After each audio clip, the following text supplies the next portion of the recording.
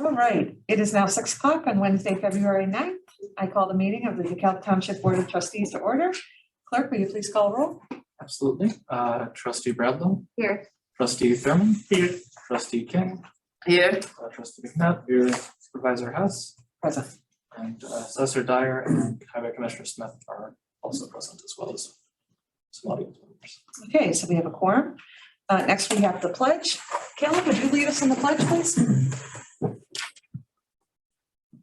pledge allegiance to the flag of the United States of America and to the republic for which it stands, one nation, under God, indivisible, liberty and justice for all. Does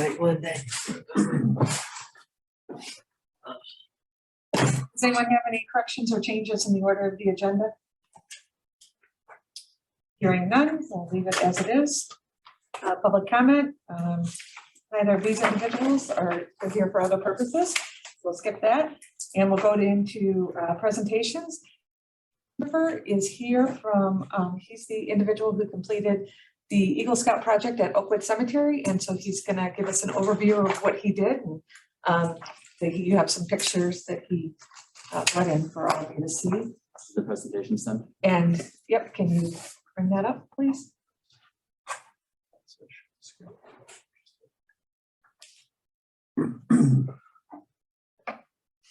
Let me know when you want me to change the slide, of course. Hello everyone, I'm Caleb Diefenderfer. I'm a Life Scout from Troop 4 of DeKalb, Illinois. Some of you probably know of Troop 4 with previous work of Eagle Scouts, such as Kevin Malone, who has helped with the township, I believe. I did landscaping and a bench build. I've been a Boy Scout from Troop 4 ever since I joined 6th grade of middle school. We're stationed at a First United Methodist Church out in DeKalb by the library. And we're among one of the oldest troops in the district. On my way to Eagle Scout, it's not a very easy thing to do for most people. And to do this, I had help from the township as providing help with the project. And so I also thank you for that opportunity. But becoming an Eagle Scout, you have to do 21 merit badges and 13 of which are Eagle required. And most of them can take up to 6 months, just as a base requirement. The project itself has to consist of something that is benefit to the beneficiary for all of you and to the community of some sort. And so with the landscaping, I thought it would be a good idea if it helps the look of the cemetery's entrance. And with the bench, it was kind of more of an idea to provide somewhere for people to sit, to rest and contemplate on their thoughts. The first part of the project is landscaping. On the first and second pages are the pictures provided for that. For the start of it, I had to go out to the site and measure all of the round of the sign for making sure I had the correct measurements for Mary to order the materials we needed, such of which were dirt and rocks from Kane County Landscaping. From there, I had to make sure I had all the volunteers, which we gathered from my troop 4, and some of my friends and family has helped as well. And it was a rainy day when you had to do landscaping. It rained the previous night before. Yeah. It was a rather chilly, so we were afraid of the ground being a little frozen, but wasn't too much trouble. It took about 2 hours for us to do complete together. The bench was the harder part. I had to first find a blueprint that the township would approve of, and I chose an A-frame freestanding bench, so we wouldn't have to worry about concrete and all that stuff. After that, I had to make sure I had the proper wooden hardware, which I used pressure treated lumber and galvanized bolts and nuts so that I could contain the weather. For that, also the next part would be gathering volunteers, which isn't as many required. And so I had 2 people from my scout troop, and then I had 2 adults assist as well. Mr. Coyle from troop 2810. He was a big help. He provided us with a wood shop to work in. And that's where I built the bench. And from there, we built the bench in a single night. I drove it out to Oakwood Cemetery, placed it, and the next day I went out and took pictures again. I want to have a moment to thank all of you for giving me this opportunity to complete my Eagle project. It means a lot to me because it's not an easy feat for me to do alone. So it takes other help to do. And so thank you to the township for giving me that opportunity to do that today. Thank you. And thank you for doing a beautification project at the cemetery. Every little bit helps, and so we're appreciative of that. Are there any questions from anyone here? What do you think the biggest challenge was for the whole project? I think the biggest challenge was for an Eagle Scout, I have to lead them myself instead of the leaders. And so it's kind of bringing me out more of as an introvert, just kind of bringing me out of my comfort zone to lead people. Yeah. So that was a big challenge, as well as the bench was a bit challenging because the blueprint itself didn't have the best directions what we were doing at the time. And so we kind of looked at it. We had 2 woodshop users and they kind of improved on the idea, which made it really good. So. Is this I your think- last hurdle before your board review? Yep, I have all my paperwork turned in, and so it's waiting just for the board review. So All right. I'm glad I got it done. So Congratulations. So is that bench just sitting there or is it kind of in the ground? it's sitting there freestanding, so it can stand up without needing anything in the ground. That was my biggest want in the project of the bench, so I didn't have to worry about getting cement and stuff like that for all you guys to worry about. So if you ever need to move and stuff like that, it's a 2-person lift. It's not that bad. You know what the pound capacity is for that bench? I don't want to put on a couple of pounds over COVID. Definitely not like more than 3 people. It's about 6 feet wide. Okay, It's rather sturdy, so okay, I got faith in it. all right. And it's placed right by the path that goes to the Elwood house, so a lot It's of. right on the opposite side of the sign landscaping. So it's a nice placement for, if someone's riding their bike or something or Did you walking. sign your name or anything over there? No? I mean, is there any? Not yet, but my wood shop teacher, Miss Elliott at DeKalb High School, and one of my friends who was doing projects, they asked if I wanted to get my name and troop, like Eagle Project, engraved in the piece of wood. Yeah, And Mary has approved of this, so I will good. get measurements for them, and then they will all take care of that. So I'll just Okay, take the good. top board off and then deliver it to them, and then as soon as it's done, I'll put the board back on. So All right, good. Congratulations. Okay, yeah, good job. Now that you all done with me, I like woodworking and all that. Every time I'm done with a project, I think about what I would have done different. yeah, differently, I think probably would have maybe expanding on the design, like maybe a bigger one, because the wood pieces there are a bit low on some lengths of wood we wanted. And so from there, we just had to shorten the bench a little bit just to make it look even. But I think it worked out for what it did, so And I'm you proud of my had, work. and you had to work with Dean Cole, so I'm sorry. You know, Dean, Oh, yeah, we're good friends. I've known Mrs. Coyle for years now, since she was my elementary librarian. I've known them for a while. I also hope this is another opportunity for future Boy Scouts to do projects with you all. Is there anything that they could do? So Any other questions? And I just want to commend you throughout the project. Your communication skills were excellent. You let me know what was going on every step of the way, and I appreciate that because it makes it easier for me to, communicate with others about what's going on. You didn't make this little person work too hard, did you? no, Okay, it looked like the little person is really the one doing the work that's on every picture. It looks like the little guy is like hustling. And the big people are kind of going, we put some unique ways of doing things with the stones being rather heavy. We used the shovels and stuff to kind of bring them over. So especially with some people that weren't as strong as other people were. So innovation. well, good. It's nice. I was just joking. I didn't think the little guy was working. Although he looks like, I guess it's a he, I don't know. Pretty serious. Got a little cowboy boots on going, hey, I'm out here. It was not a nice day that morning. No, I dropped no. some Stuff off over there. It was a bit chilly. And I want to thank the road district for the role that they played in Yes, thank you for all. providing supplies and. Not at all, not at all. We're happy to help. So Caleb, if you want to come up here, please. I have a certificate of appreciation, so thank you Thank you for very the much. project. I appreciate it. It's been an honor. Good luck, yeah. Thank you. And Thank you. so I thought this would be a good opportunity for the board to take a picture with Caleb for our social media purposes. Okay, So maybe if we stand in front of here. in front of the table. I think stand next to a cop, there's no room myself. This is the day. We like hold this in. Sure. Wants to get behind you? There's all one. Get behind Caleb. Let Caleb be the leader.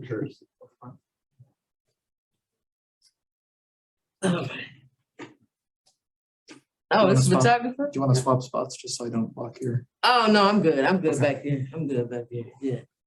All right, here we go. 1, 2, more with it. That's just happened. Great, uh-oh. Do one more. I was just in the middle of that. Yeah, it's What about Rich? Here we go. No Rich? You mind if I take one last photo of his background? Thank you. Nice job. My Thank you. girls are in Girl Scouts, so I love any of that. Thank you again for all this opportunity, and I hope you have a wonderful night. Thank you. Thanks. Have a great night. Good job. So have you known him since he was a little Boy Scout? I'm not, no, they're our neighborly group, but it's different. Oh, okay. They're across the alley from us. Oh, We're a First Lutheran and they're at Methodist Church. oh, okay. So. I know several of his leaders Oh, okay. over the years. So you all don't mix? You don't go like, let's take the guys all At out? bigger events, we would see each other but we don't necessarily camp together and stuff. Oh, okay. We're both so big that it's a pretty big ordeal to have events in the first place, so, which is a good problem to have. Yeah, yeah. A lot of boys interested, yeah. Yeah, okay. All right, moving on to reports, starting with the supervisor's report. I have a couple of additions since this was put in your board book, but want to let you know the website's been updated based on what the board approved at the last meeting, and all board documents are on there going back to 2018. And Google Analytics has been added to our website, so if anybody ever wants to see any of the data from that, just let me know. So the OMA training is only required for the newly elected officials, and both of them have turned it into me. Andrew, I'll include yours, and we'll be all set with that. The audit quotes are coming in. As you know, we're looking for a new auditor because the auditor we've used in the past increased their price significantly. So we're hopeful that will be finalized in the next couple of weeks. I just wanted to take a moment to publicly thank Karen. If you follow our Facebook page, hopefully you've seen that we have she does post every day, a couple times a day, about community resources, and people are commenting that they heard about emergency assistance through those posts, or we have a lot of entities that share our posts. So I think it's helping with, you know, reaching some people in the community who need to be aware of those resources. So just wanted to let you know that Karen's the one behind our Facebook page and is doing a fantastic job. Also, in your email, you should have received an email from Brad about the changes to the statement of economic interest.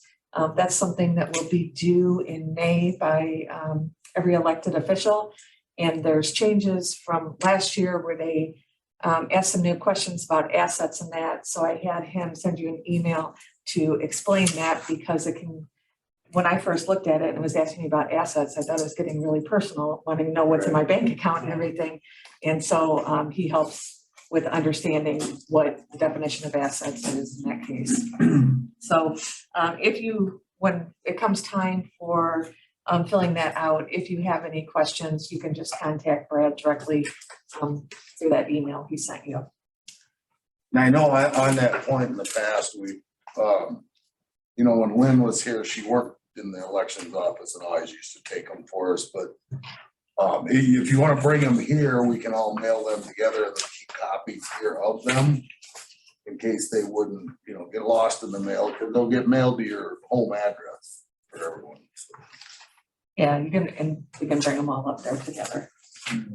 That's, the email said they weren't due till May, right? Right, right. So you should be receiving it maybe next month or the following month. Gotcha. Directly from the county. And then also Karen sent you an email today to let you know that we really don't need the board portal anymore because the documents are all public. So for the future, I'll have her send an email after they're uploaded to the website so that you know that they're available. Thank you. And then I just want to tell you about a program that is getting close to being finalized and it is going to go into effect March 9th. We're going to do a 3-year trial or 3-month trial basis with Passion Pursuit Incorporated, which they're located in the Belonging Center on 4th Street. Danita Sims is the owner of it, I guess you would say. It's a not-for-profit. And they work with individuals for employment purposes. So helping individuals find jobs, resume development, interviewing skills, all things like that. And as part of our general assistance program, one of the requirements of recipients is that they have to be actively seeking a job. So we are going to bring Danita in here once a week so that our general assistance recipients can come in here and use her services and hopefully be more successful in their employment pursuit because they seem to be having some challenges. And then once a month, she will do a presentation or a workshop on an employment related thing. And that will be done here and it'll be in person and then it'll also be offered virtually. And that will be open to both of these services will be open to all township residents. General assistance recipients will be our priority for scheduling, but this is something that we're going to open to all township residents in an effort to prevent them from having to come in here for assistance if they're unemployed or underemployed. We want to get them, help people be more self-sufficient in the community. So after that's implemented, I'll be giving you updates on that. And that's all I have. All your requests are on the next page. Clerk? I had a question. Oh, I'm sorry. And it's about the I don't know what you call it, the ledger. Oh, we'll get to that. Wait, okay. Yeah. Commissioner? I don't really have much. I don't know. Last month I talked about sending a couple pieces of equipment to that I declared surplus. Crazy enough that the air compressor brought a little over $7,000. I did a lot of research looking at used ones similar to that, and they were like in the $2,500 range. I guess that's what auctions are all about. So really good there that and the other little piece that you know, it was $500-600 and that's what it brought to us. We'll get so we'll receive a check here probably in the next 30 days of $7,700 for those two pieces that we don't use anymore. It worked out really well. So other than that, working on the road district's budget now, and hopes to have it out for public viewing 30 days prior to the April meeting. So when that's out, please review it, and if you got any questions, reach out to me. So it should be out in the next couple weeks. So, and if you want, I can have Sharon just email a copy of it to everybody so they can review it. That's it for me. Oh, and it's still snowing every weekend. Supposed to be some more snow we're gonna get, yeah. So you've been getting any sleep or you always on the edge? Oh, okay, Yeah, it's about 7 o'clock at night until 2 o'clock. okay, 7 to 2, okay. Assessor? We really don't have anything tonight. Trustee Thurman? Nothing for me. Trustee McNabb? No report. Trustee Bradlow? Trustee King? Other than I'm still here and it's Black History Month Yes. and it's also my birthday month, Sunday. And the masterclass is offering a free program. So it's a free class throughout the course, throughout Black History Month for free. And it's Black love, Black freedom, and Black history. So it's Cornell West and a lot of other people, Angela Davis, Kimberly Crenshaw. So anybody that's interested in that or those kind of topics, feel free to log on to masterclass. I am not paid to say this. I just thought it was a great opportunity and Is a that bunch through of them. NIU? No, it's through masterclass. Masterclass is its own thing. Oh, okay. They so they have like cooks and they do like entertainment, government, education. So they have a lot of different programs. It's just its own thing out in the world. Kind of like I don't know, Instacart. Okay. It's usually, it's a fee-based service where you can sign up to take Learn something. Oh, Yeah, okay. typically it is, but this month, It's free? it's free, it's Okay. free, and it's a lot of good information in there about, I don't wanna say civil rights, I wanna say about the 13th, the 14th, the 15th Amendment. The civil right, the Civil War, and just some of the history that it kind of explains some of the experiences that I think we're encountering now. Not just social justice issues, just in general. Women, Angela Davis talks about women, talks about the blues. I don't really like the blues. But I think it's a very informative program, and I've been sharing it with all of my friends across the board. And so, and people that I work with. And I thought I would share with you all. It's my gift to you Thank for you. Black History Month and my birthday. So, and it's free. I will have Karen promote that on Facebook. Please. Yeah. Yeah. Yeah. Okay. Okay. All right. Next is bill paying. So I'm looking for a motion for the approval of the January audit report and February bills to pay. Can I ask my question first? Well, we'll have discussion. Oh, Okay. okay. In the amount of $146,324.55. And then the February bills to pay in the amount of $152,916.63. So moved. Give a second. Second. Discussion. Okay, now it's my turn, huh? I'm looking at page I'm on. We get the pages numbered, I guess that might be another thing too. January, Okay. road and bridge, oh, so I guess it's the Craig question. Replacement tax call, I don't even know what that means, is it replacement tax collection, says city of, Of DeKalb yeah, and the city of Sycamore. yeah, So we get every so often, we get what's called personal property tax. It was a tax that was implemented in Illinois and they stopped it in the 70s. For whatever reason, I don't understand a lot of it. We still get checks from the state periodically, both the township and the road district do. And the way the law reads, we have to disperse a portion of that to the city of DeKalb and the city of Sycamore. okay. So that's an ongoing thing that you always see there. So even in my budget, and you'll see where I take it in, and then it goes back, a lot of it goes back out. Okay. I believe it was 1976 that they got away from personal property taxes, but there are still personal property taxes like the mobile homes in parks. Okay. They don't pay property taxes, they pay a personal property tax. Oh, so I maybe should move over to, Yeah, they pay tax on the land only, but because typically the owners just lease the land from the park.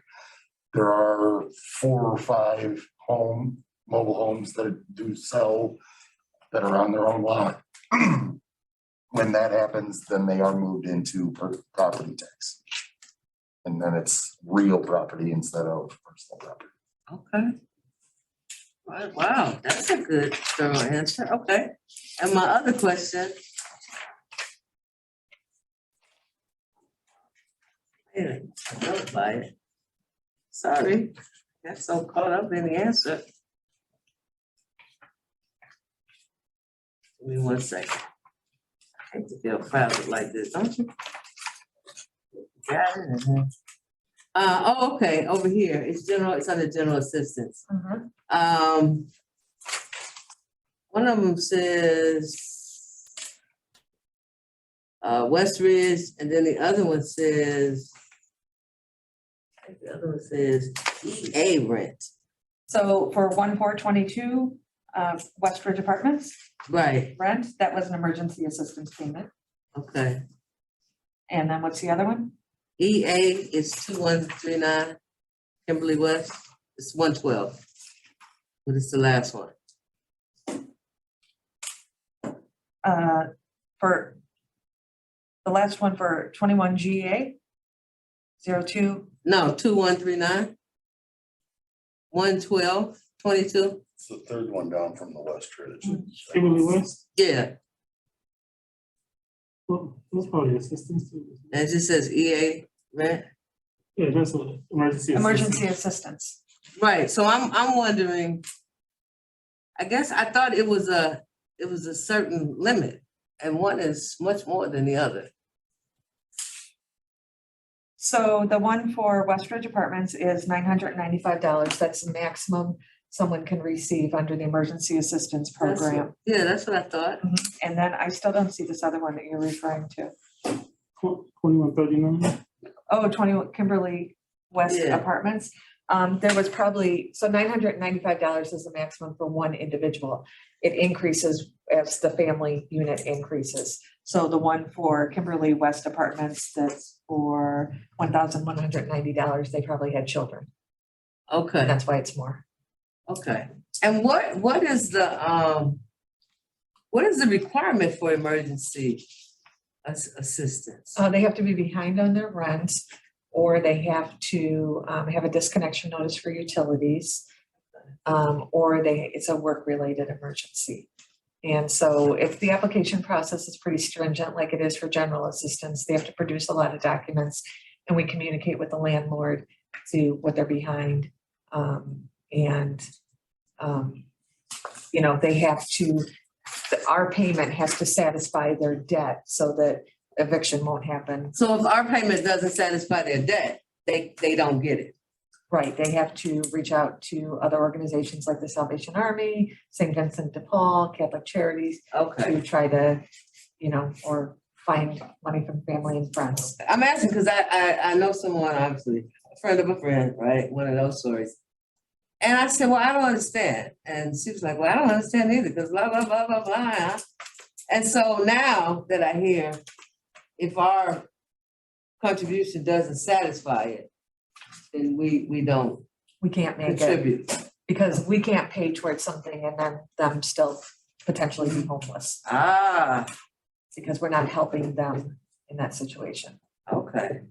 Well, what if the landlord said, I'll take a, Accept a partial payment? yeah. That's on the documents the landlord has to fill out. They have to disclose. Oh, okay, and okay. They'll accept a okay. partial payment. Okay. All right, and this is all, it's possible to do all of this online, or do they have to come in? No, they have to come in for an appointment. Okay, and get the paperwork and take it back to the landlord? Oh, we send it to the landlord. Okay. There's We a send it document. Snail mail, or we send it, We usually fax it to them. In some cases, we'll snail mail it. If they don't have fax services. but it is possible for us to communicate with the landlord Oh, yeah. prior to them getting or not getting the payment or non-payment. Mhm. Okay, all right. Yep. Okay, just checking. Okay. So Yeah. Any other questions about any of the January audit or February bills to pay? Roll call, please. Sure. Trustee King, Yes, here, yes. Trustee Bradley. I'm saying yes, yes. Trustee Bradwell, Yes. Trustee McNutt, Yes. Trustee Thurman, Yes, Supervisor House. Yes. 5 ayes and 0 nays, the motion passes. All right, and next we have the treasurer's January budget report. So can I get a motion to receive, file, and approve the January budget report? so moved.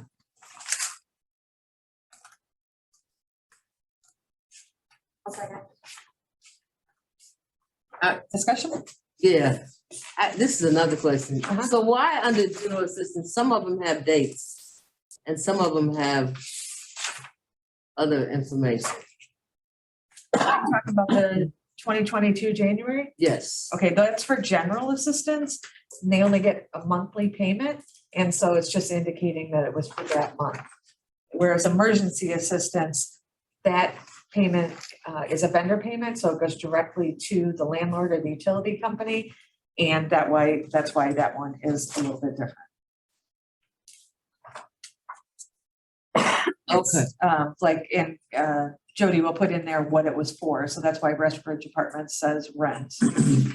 Okay, so there's one 12. It's 2130. I don't know if you said. GA. Yeah. So that's a new recipient, and so they get some back pay from the date that they applied, because it's not for the whole month of January. They Ah. applied in December, and so they get a little bit of back pay that goes back to their date of application. Yeah, that's the word I was thinking. Couldn't think of. But it looks like I'm drawing a line. It's 322, just like the other one. Because it's not just for a month, it's not just for the month of January, that's why she put the specific date. Oh, okay, it started in December. And the other ones started, The other ones are, yeah, they're on a month-by-month basis. okay, all right. Making more and more sense to me. All right. Any other questions? Roll call, please. Trustee Knapp? Yes. Trustee Bradlow? Yes. Trustee Thurman? Aye. Trustee King? Yes. Dr. House? Yes. With 5 ayes and 0 nays, the motion passes. Cool. No unfinished business, so new business. First thing on the agenda is the discussion and approval of an expenditure for Salvation Army. And Andre Garcia is with us. And in your board packet, there is a letter that was submitted. And so based on Trustee Thurman's comments last time for that, I thought it would be good to have a representative here from the agency requesting funding to answer any questions. So if you'd like to just give an overview of what your needs are and that, and then they can ask any questions. In the letter, I think you have a copy of it. We have a Monday through Friday food pantry that runs from 9 to 12 every day. And then on Thursdays, we have an evening, afternoon hours for those who work and can't make it. We service quite a few people. Last year, we switched over to once a week for participants in come instead of once a month. And that's been a very helpful tool for our community. It's a client's choice food pantry, so we're not just giving food boxes. They actually come in and shop and do their. It's like a mini grocery store, and we've seen so much benefit to that, and not as much wasteful food or food that's being returned to that clients would never even eat. And so it's been very beneficial for the community. It's been wonderful to see the interaction with the volunteers in the community to help run that food pantry. We strive to have fresh fruit as much as possible and fresh vegetables through donations from Jewel, from Meyer, from even Hy-Vee a couple times a year. If that doesn't happen, we go out and purchase these things and try to establish the 4 basic food groups for families to come and just be able to shop and get that. Some of that is meat as well, milk on occasions for when we don't have those donations coming in. And so it is, it's interesting just due to COVID and all that, how our numbers start to rise this past year because of all the stimulus money that's coming and even the child tax credits that we're giving. We thought we'd see a reduction in people coming to our pantries as often, but actually it started to go up. And again, if you see the stats a bit, obviously from like November through January, you'll see an influx just because of the holidays, and then it kind of tapers down. But beginning in May, we started to see that the numbers start to rise. And then on your furthest column to your right is the number of new families that we've been seeing on a monthly basis. It's unduplicated numbers. So these are new families. Our word of mouth is happening. People are starting to come in more and more. And it's been good that we've been able to provide this resource. And keep in mind, I mean, you're not the only food pantry, and so the demand, is, if you think about it that way, a lot more people are in need in the community. How much groceries does a typical family, receive when it comes to the food pantry? How much does a typical family receive? So there is again, based on the number, we typically average number of 4 people in a family. So by poundage, we've kind of averaged it out a little bit. So somewhere around 30 to 40 pounds of food. That's hard to, it depends with meats or any other type of even toiletries that include and all that. So it's hard to tell. I would love for maybe 1 or 2 of you to come by and take a tour to see what that's like, because it's client's choice. It just all depends on what they're going to take that time. Fluctuates so much, yeah. So, when I saw this packet online, I don't know, November, December, you said that there was a spike. Is that typical? Oh, so that number, and there is an aspect to that. We have our Thanksgiving food baskets that we give out, and so that I actually have numbers for if you wanted to see that. And we have in that number that you're seeing there, we had a total number of households of 558 families come through that.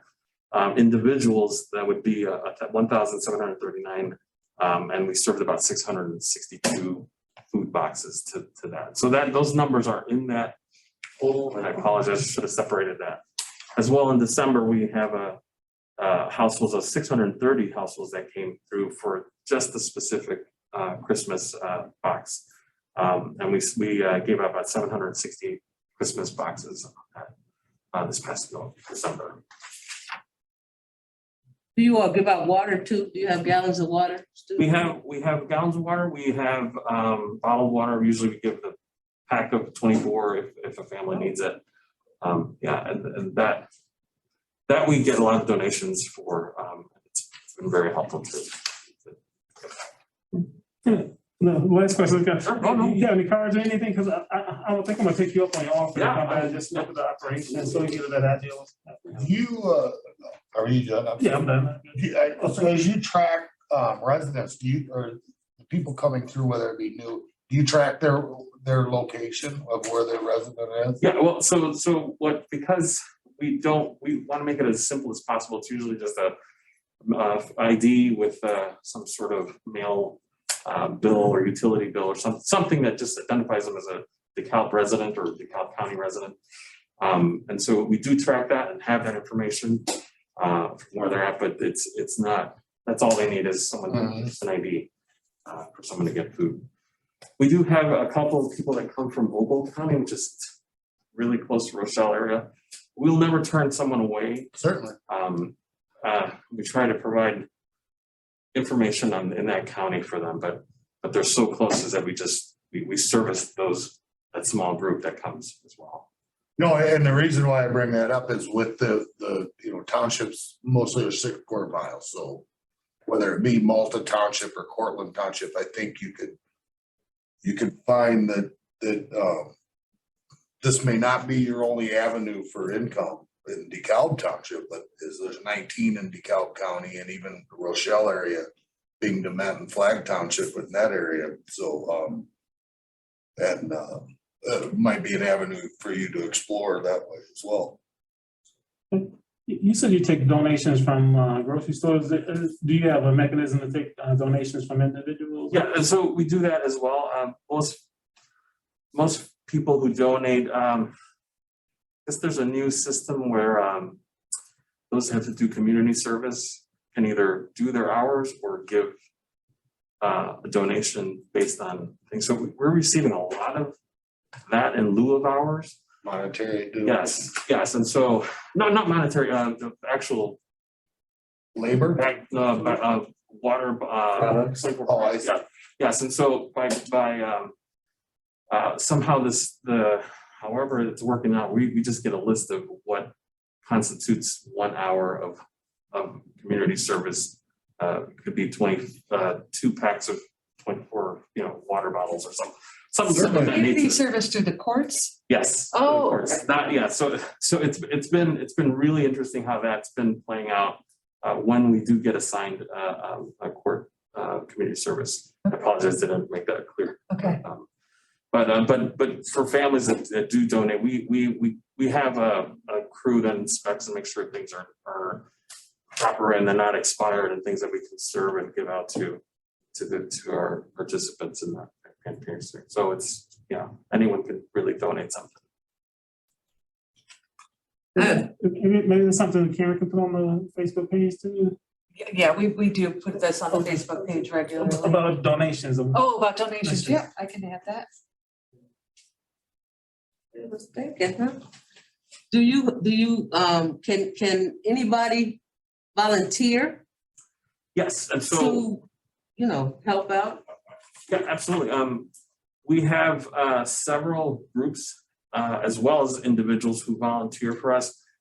Sometimes there is just a one time or maybe up to 3 times where someone will come volunteers. But if there's someone who wants to continue, there is a volunteer form that we fill out. There's a background check just because we have children as well, programs that are happening on the side. So we just want to be careful with our volunteers, but for the most part, yes, anyone can come volunteer depending on what their level of commitment is going to be. If it's just, like I said, 1 or a couple of times, we can do that. I know a lady that has a program. She's looking to build it, but she certainly wants the young people in the program to be able to participate. Oh, yeah. And volunteer. And as a group, we can do that differently than we would do individuals. Okay, and my other question is, was giving up or down for Salvation Army this year here? What, give me a time You know, frame. when they bring Well, so the ringing of the bell, it was a little bit, Oh, kettle? our kettle, yeah, it was a Yeah. little bit down this year.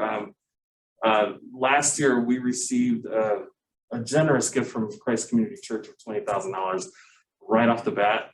We didn't have that this year, so we were $20,000 shorter Yeah, in our, but we, what I try to make up for it is, we started later, so our net from all our income will be greater than it was last year. As you know, I don't know if you do or not, we hire people to ring bells as part of giving some sort of jobs to folks that need it for even seasonal. So some of that is paid bell ringers, and so that's where it comes in. We do have a lot of organizations that come help us and volunteer for a day, and that really helps. So between all that, we're a little bit down, but our net gain is probably a little bit better than last year. The $20,000 that the church usually donate, what percentage does that represent of the givens that typical year? I'm not understanding. Just so you said the church didn't get $20,000. What percentages does that usually represent typically? Is it like 20? So our goal was last year was around $85,000 to raise during our buckets, and so that I can't do my math right at the moment, but yeah, I mean that was a significant amount that we lost this year, or not lost, but we didn't receive that, and we got to make up for it in other ways. I'll do the math. That's how I'll send it to you. Any other questions? Okay, so can I get a motion to approve the expenditure in the amount of $15,000 to Salvation Army for food and security needs? so moved. Is there one? Second. Okay. Roll call, please. Trustee Bradlow, Yes. trustee Thurman. Aye. Trustee McNutt, Yes. trustee King, Yes. supervisor Huss. Yes. 5 ayes and 0 nays, the motion passes. So congratulations, and it'll be good to work with you again. Yes. And next week, we can make arrangements to get that check to you. Oh, absolutely. And I would love to invite you all to just to stop by and see how our operation works. I actually have a question. You guys do the Toys for Tots too, right? We do. So Toys for Tots it's ran by someone else, but we are probably the most about 80% of the those toys come through our gift giving, and I have some numbers for you if you're interested in all Sure. that. We had our our toy distribution, we had about 634 families come through. That's not on your thing at separate, but which translates to about 2,602 children that we serviced, and the gifts that we gave out that year, this past December, was 28,622 gifts. That might include a little bit of clothing too, as well as little knickknacks. That's in addition, we did books as well that we got donated. So that's not in this number, but we do quite a bit of. We did an entire week of distribution, and it was a marathon. And I'm like I said, I have one more question. Sure. Oh, sure. What would you ideally, what would you like to see citizens do to help the Salvation Army throughout the year? What would be ideal for you? So the ideal twofold. The time is really important to us. Like we have deliveries from the Northern Food Pantry, I can't think today, where people can come and actually help us unload, help us sort foods and things of that nature while people are coming around and taking them through the pantry while they shop. And so a lot of that time would be very important to us. It would alleviate a lot of our staff to actually do their other work. When we don't have people there, we have to run people through and everything kind of stops. And we're grateful for it, but there are some weeks where we have 1 or 2 volunteers and then everyone has all hands on deck type of situation. Second is obviously monetary, because monetary, for every dollar that's donated, we have the purchasing power of $8 per that $1 when it comes to food. And so our purchasing power goes so much further, and we can really make a difference, I think, and when it comes to this client choice food program. And so that really does help. As you know, we also do emergency assistance with rental and utilities and all these other things, and those funds are separate, and we make sure that we raise those funds if we can. We do get grants, EFSP grants are coming, and we do have some money coming to help in that area, but that's where donations really come. That's where our bell ringing is so important to us. And I know it's annoying. I believe you may have been doing it for 30 years, and it's just, but it is our cry for community involvement. And this community does give. It's been amazing. And I'm sorry, I'm like word vomit here, but we have a WLBK that does our Let's Talk Turkey. There's Freezing for Food, and the community comes out and supports in a way that I've never seen as a Salvation Army and in a community like this. And it's just a wonderful thing to see that. And not many communities do what DeKalb and Sycamore do. Yay for us. Yeah. Is there something that we can do as a group, the township, or like we did a paper drive for help Salvation Yeah, Army? so what are your hours of the food pantry? So food pantry hours, actually, they're on the letter too. I think they're on 9 to 12, every Monday through Friday. Okay. And in the evening, afternoon, evening, we start from. Thursday, 6:45. Right. Okay. And that usually goes a little over to 7:30. Yeah. We just want to make sure that everyone has an opportunity, especially that evening thing. Uh-huh. I can't tell you how Pretty many. busy? What's that? Pretty busy? Oh, yeah. It gets Probably the busiest time, isn't it? one of them, because people are coming from work and that's the only time they can do it. May I suggest that you try to coordinate all of us for? Oh, yeah, I do that. I mean, I'm sold already. It's like, it's a very noble the project and everything, the process. I appreciate it, man. See, when you feed people, it just empowers, it gives you, it takes an incredible burden off a lot of people when they're fed. And $8 to every dollar, that's like incredible. That's That's making a extreme. huge impact, so. I was just getting ready to ask, how do you make that happen? So we have the partnership with the Northern Illinois Food Pantry, which we do a lot of that. But most nonprofits will get a discount rate, but so our Salvation Army is all over the Skylander, we go through that, so we have a little bit more of a.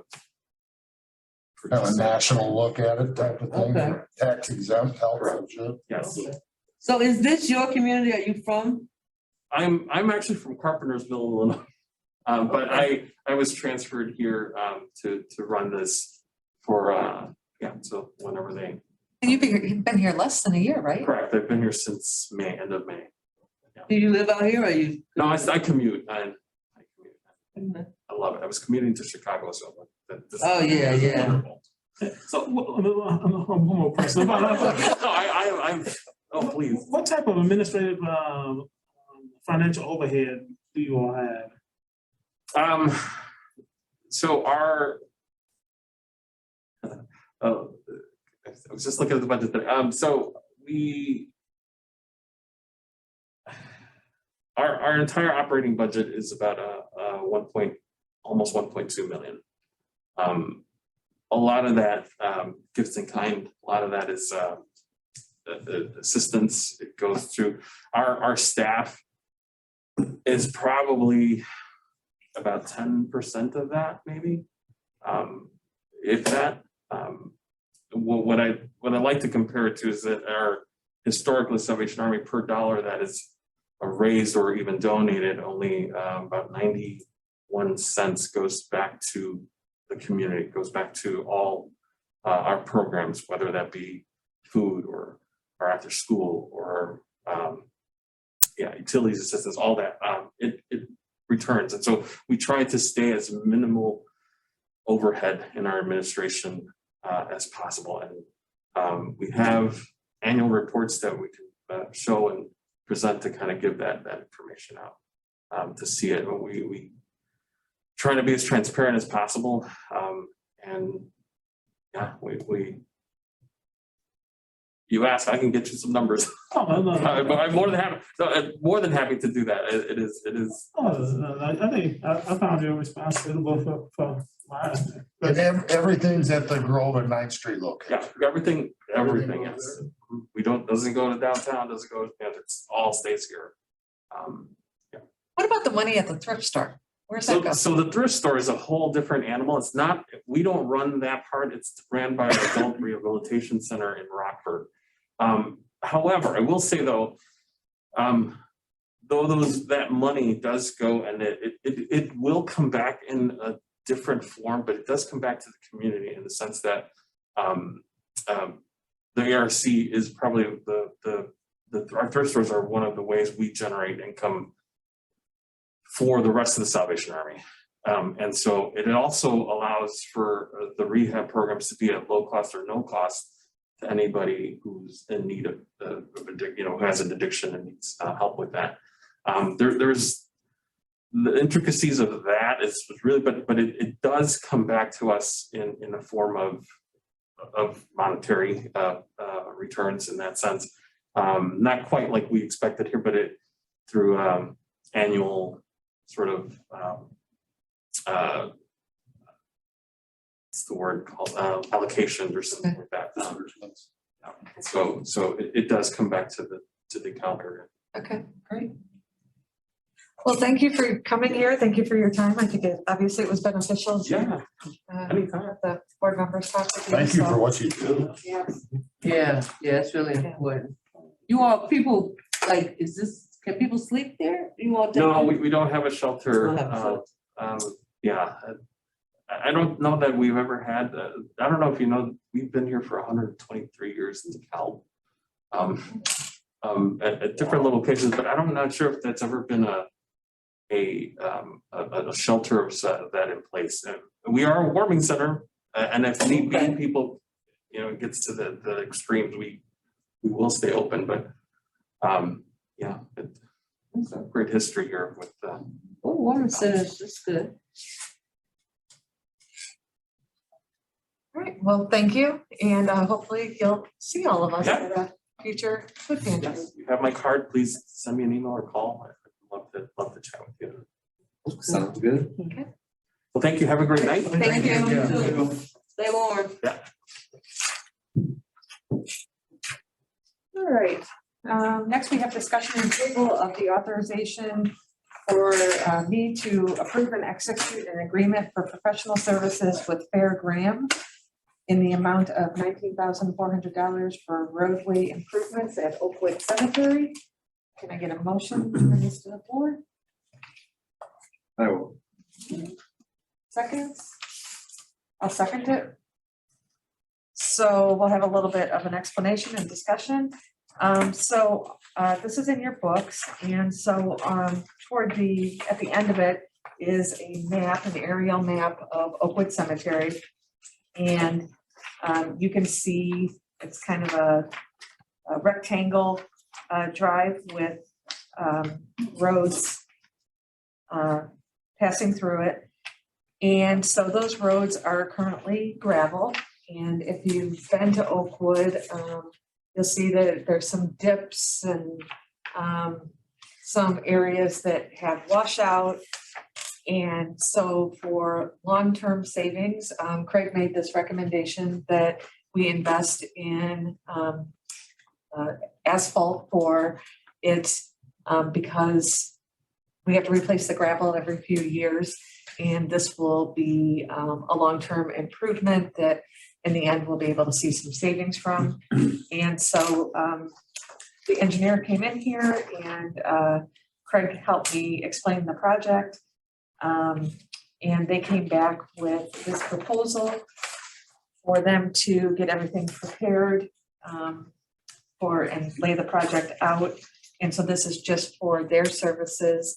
And then we would continue to put money in a capital fund for the next few years to raise enough money to actually complete the project, which he sent me an estimate and is it 200? 194, 196, Yeah. which I thought was actually relatively fair.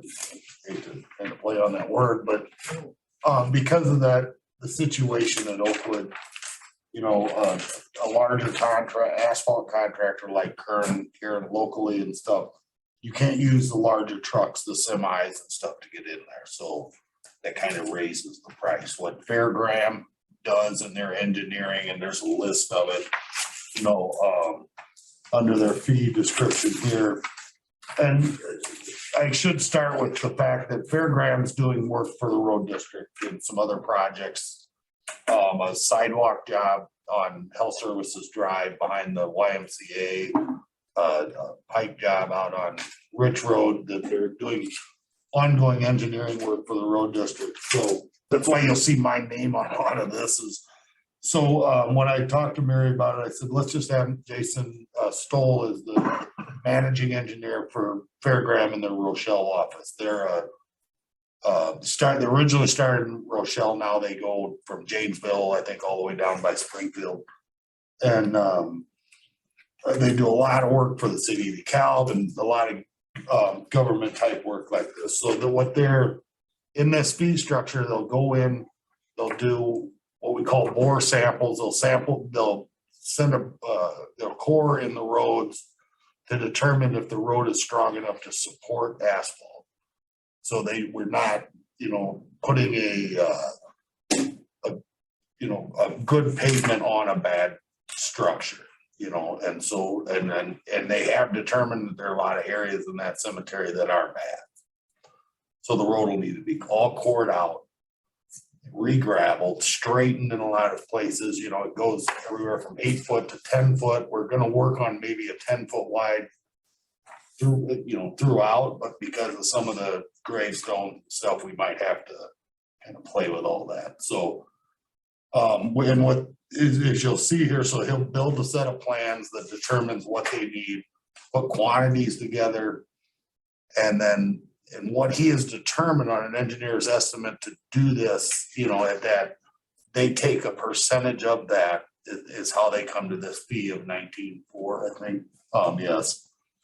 So, and which is good because if it takes the township 3 years to do this and that price goes up by contracting it now, and they are well aware that this project might not come to tuition for 2 or 3 years or 5 or whatever, what may you, but you're paying on what the projections are now, not what they could be 5 years from now, which is very good.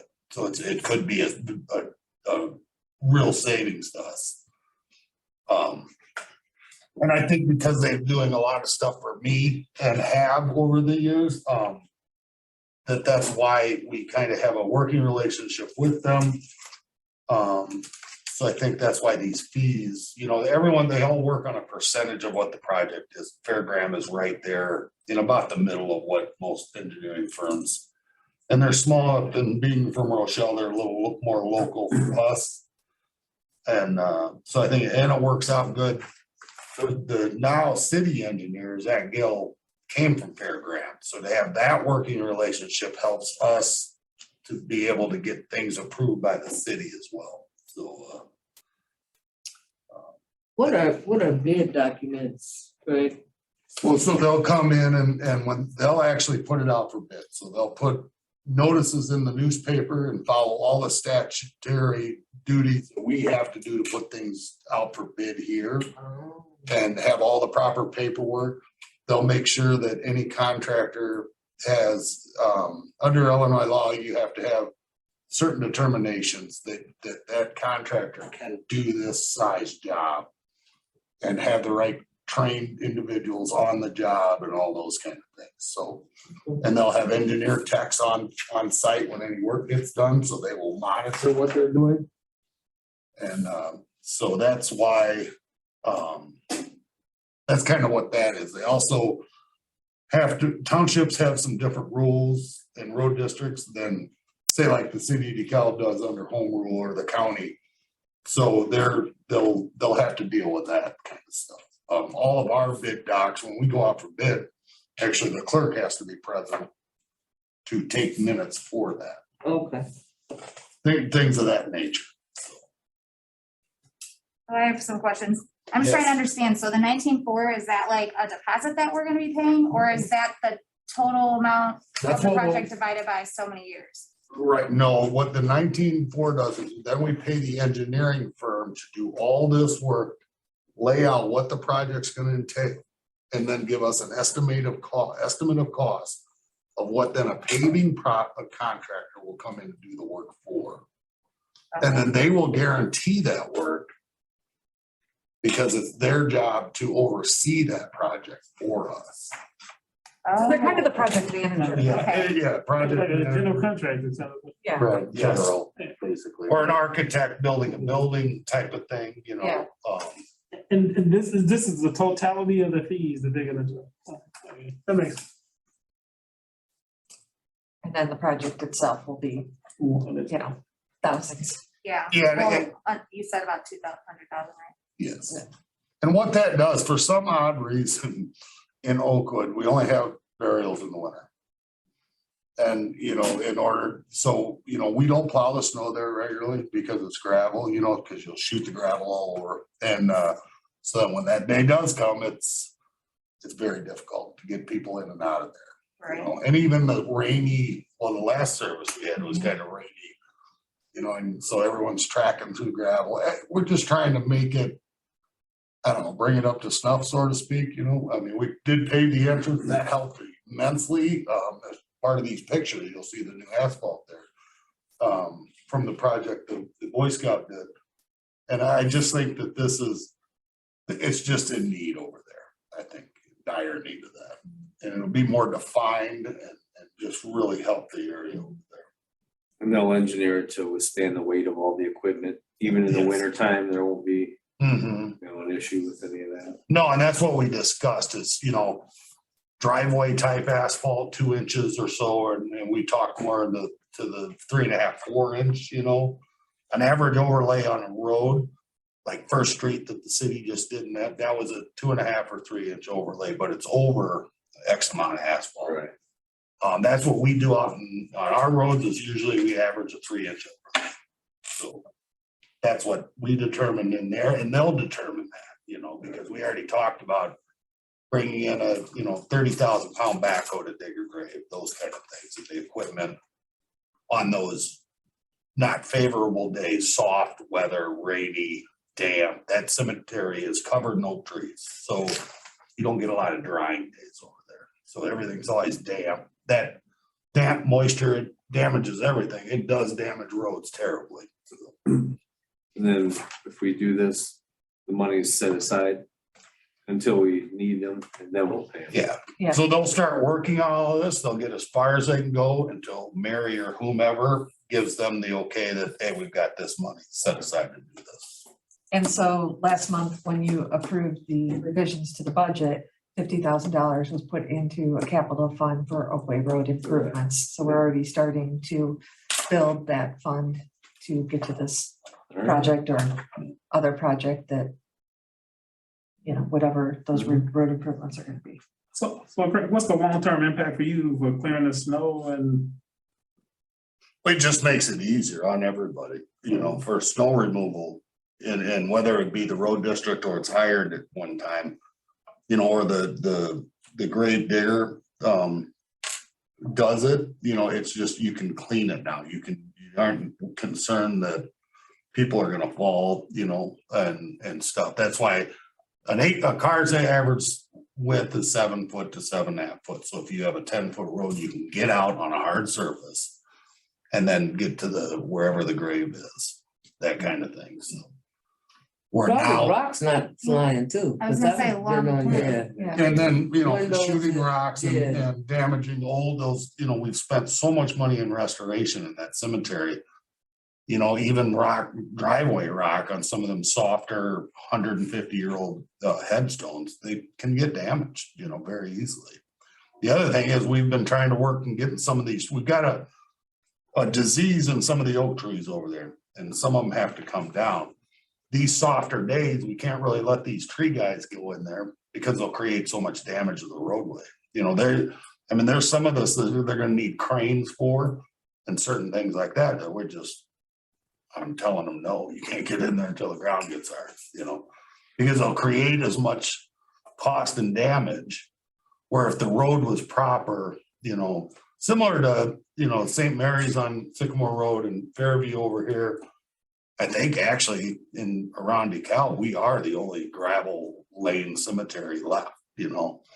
I know I personally did Acton Township Cemetery 20 years ago. We cored all that out and paved it, you know. So it is something that a lot of the townships and the rural cemeteries areas are doing. You had Because your of- son, didn't you do some stuff over there behind the church? And that's where we're talking, and we did the entrance this year, Okay. but to take on something this extravagant, Yeah. it's just not, this is, for us would be a whole summer, you know? Right. And then I still, you know, I can't use the road district fund, so I have to charge her. you know, Okay. Or charge the township, and, you know, and we still don't pave. We could do all the excavating work, but that, I don't have the time to do that, Okay. or the manpower, quite so to speak. And our other cemetery, Evergreen, doesn't have any roads, so we don't have to worry about a project of this size there. This would be the only one. Any other questions or comments? Okay, so we had a motion in a second, so roll call, please. Right, trustee McNutt, Yes. trustee Bradlow, Yes. trustee King, Yes. trustee Thurman. Yes. Supervisor House. Yes. With 5 ayes and 0 nays, the motion passes. Okay, so I will sign this and get it back to Fair Graham, and we'll take the steps. And also, just since we're talking about Oakwood Cemetery, the cemetery mapping is coming along. They've been in touch with me with some questions they have.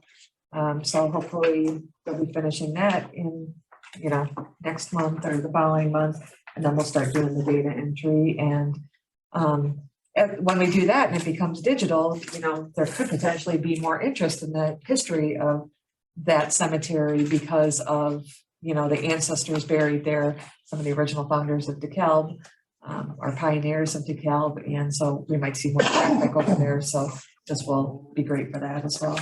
And more interest in just open grave spots, to be able to sell more, to Yeah. recoup more money, you know, as we, you know, we've already noticed, people are more attracted to that cemetery. Myself and Mary need to do a price adjustment over there, Mary. And, I know we've talked in the past about doing it. It's on our list of things to do is to get, we're about 50% cheaper than like Fairview Cemetery per grave spot. So, we haven't had a price increase since I want to say 08 or 09, I think is what Jody told me. So. Yeah, so we'll Karen has collected some data on other cemeteries. And the other thing that we're doing, I've been driving to different cemeteries to look at their rules. We're going to get assigned with rules for Oakwood. Just because a lot of people walk through there and sometimes they aren't so considerate of cleaning up after their dogs or they're in there after hours. And so we just want to be able to enforce some rules that'll make it easier for the guys who are mowing or maintaining the grounds. And they're just, more respectful of that being a resting place. And we have heard from some neighbors that police have chased out people who are, hanging out there. Enjoying very inexpensive vodka. Yeah. Throughout the evening. So just trying to kind of clean it up a little bit in all the different ways. Do we bury the people that like can't afford a burial? Is that? If they're general assistance recipients, there is funding for that, but not otherwise. But I have talked to Brian Anderson of the funeral home down the street there and have shared our prices with him because he called a couple months ago and was asking about prices, and we got into a conversation. And he said that he has had cremains sitting there for multiple years because the family doesn't have money to bury their loved ones. And so we talked about working together to communicate to those family members that maybe Oakwood could be a place where they can do that. So we are going to try to work with some of those families. Okay. I was just curious. I think in Chicago, I think there are people that pay if you can't afford to pay, like for the funeral and stuff. Yeah. But I didn't know. Yeah. I don't know if around here any organization that does that. Maybe churches do. I don't know. Yeah. Do you know how many plots it has? Open plots? Yeah. I think off the top, I want to say there's somewhere between 50 and 80 left in there. How many total? Do you think? Total plots in that cemetery, I think, are like 500 or 600. Oh, wow.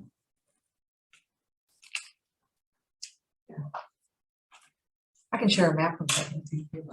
Okay. Yeah, I was trying to, it's hard to see on the Google. Yeah, actually through the cemetery mapping, we have It's worth a walk around over Yeah. there, since a lot of the names and stuff, if you're familiar with some of the older names in DeKalb.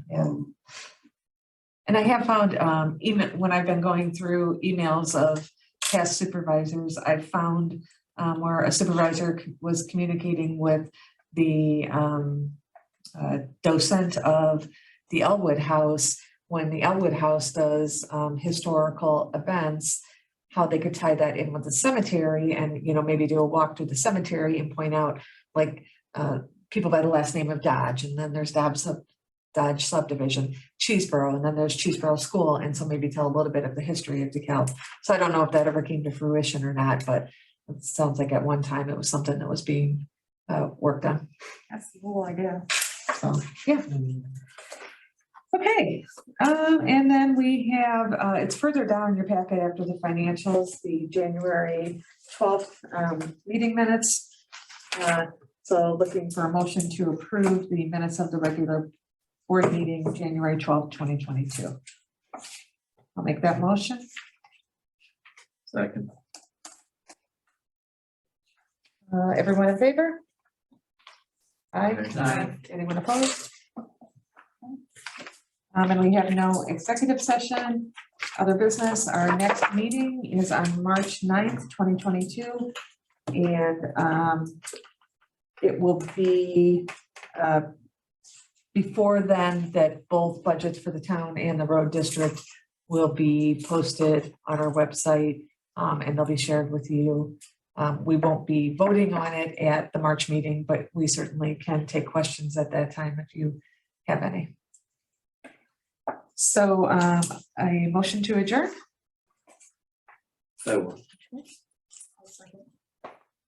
Third. Everyone in favor? All right. Anyone opposed? Okay. Meeting is adjourned.